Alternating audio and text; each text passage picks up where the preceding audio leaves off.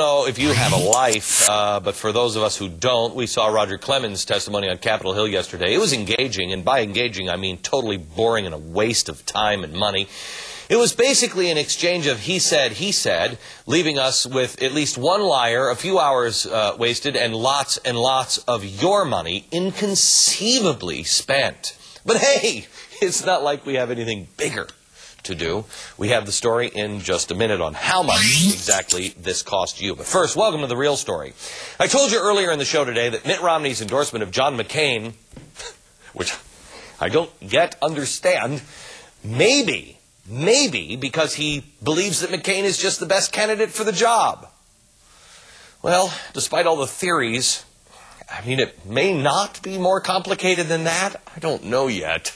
When you actually look at the policies of the other candidates, Romney may actually be right. For example, Barack Obama always seems to be, light on substance, but after reading through the detailed economic plan that he finally released yesterday, just in time for the primaries, the real story is, I think I actually like the vague hope and change Barack a lot better. You remember a few months ago when Hillary Clinton said that she's got so many ideas that Americans just can't afford all of them? Well, apparently Barack was paying attention because he's got even more ideas that we can't afford. Sure, his plan does have universal health care, but it also has a new national infrastructure bank, a major government investment in green energy, tax credits for those who pay no income tax. In total, Obama's plan will cost us over $197 billion every 365 days.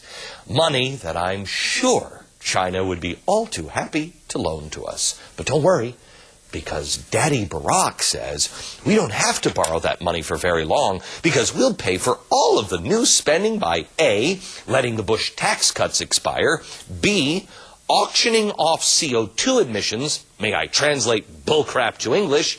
That means instituting a carbon tax on business. And C, well, I'm going to let him explain this last one. It's time to stop spending billions of dollars a week trying to put Iraq back together again and start spending the money on putting America back together again instead. Yeah! Fix America. I've been waiting. Obama 08. Yes, we can. Yes, we can. Oh, well, the problem I have with this one is just a small question before, I go back to the celebration of Barack Obama in 08.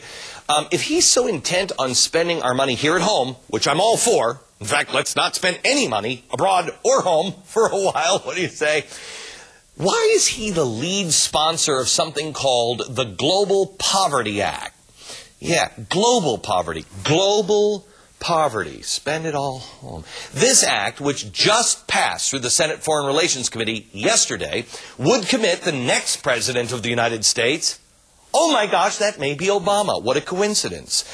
It would commit him to working towards the worldwide poverty goals set by the United Nations Millennium Declaration. Look that one up. Google it, please. These goals may cost America an estimated $845 billion, while making us subservient to a whole array of UN treaties and resolutions like the Kyoto Protocol. Wouldn't that be great?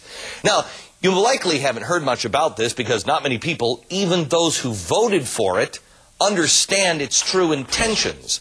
But while helping the poor is a noble cause, I think Barack Obama would admit that since America isn't classified as an impoverished nation yet, not one dime of that $845 billion that we give to the UN to distribute would go towards, the pledge of fixing America first. Cliff Kincaid is the editor of Accuracy in the Media and one of the few people who's done his homework on this Global Poverty Act. I have to tell you, Cliff, this is a giant step in the wrong direction, and nobody knows about it. That's right. I found out about it a couple days ago when it was really secretly put on the Senate Foreign Relations Committee agenda. The Republican members of the committee didn't know what was coming. It was sprung on the House last September, brought up for a voice vote. It passed. Most members didn't know what was in it. Well, maybe I need a Pulitzer Prize. Maybe you can nominate me for that, Glenn, because I took a look.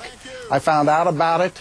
I've analyzed it, and yes, indeed, when you understand between the lines and the fine details, this commits the United States to spending another $845 billion on the rest of the world. If I'm not mistaken, it is a almost 1% UN tax that we would be forced to pay, right?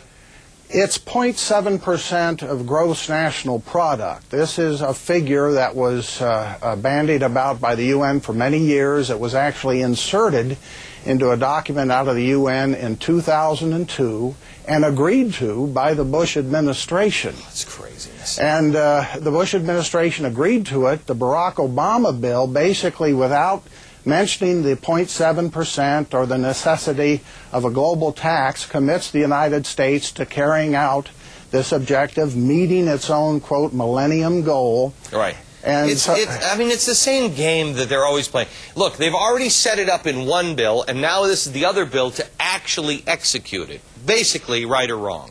Right. Okay. This commits us to spend the money as dictated by the UN.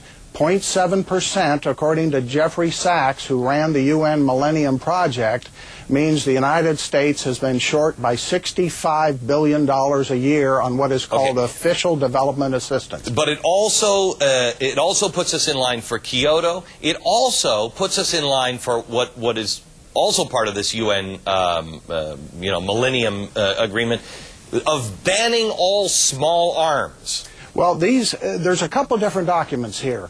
The 0.7% has to be reached. We're supposed to reach that immediately. We're 65 billion short over the 13-year period from 2002 to 2015. That's how we get the $845 billion figure. Plus, they have a so-called Millennium Declaration that actually came out in 2000, which not only commits us to the more foreign aid spending, but calls on countries to implement Kyoto, a ban on small weapons, the Children's Rights Treaty, the Women's Rights Treaty. You go down the list. These are, Cliff, I've got to run, but these things are nightmare. Please, America, do your homework on the Millennium stuff from the UN. Cliff, thanks a lot.